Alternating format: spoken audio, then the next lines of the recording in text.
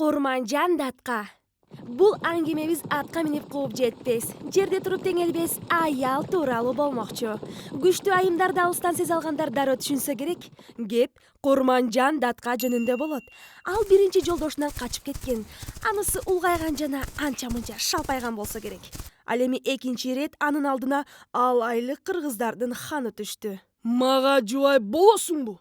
Мен мурунку никеден бошомоюнча керек болсо Кокон ханы дагы мага үйлөнө албайт. Анда алайлы хан анын никесинен бошотот дагы Курманжан ага 5 уул төрөп берет.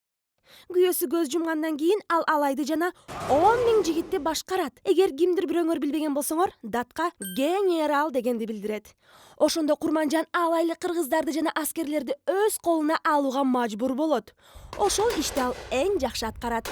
Кокон хандыгынын маалында да, Россия империясынын учурунда да өз амандыгын элинин бейкуттугу үчүн курмандык кылып, тынчтыкты сактап калат. Анын 2 уулу жана 2 небереси ат кес ташыйт деп, ал эми сүйүктүү баласы Камчыбек чоң атка минерлерге кол салды деп айыпталган. Ошол уулу Курманжандын көзүнчө дарга асылган. Бирок датка согуш башталып, элинин каны төгүлүп кетпесин деп өз уулун курмандыкка салган.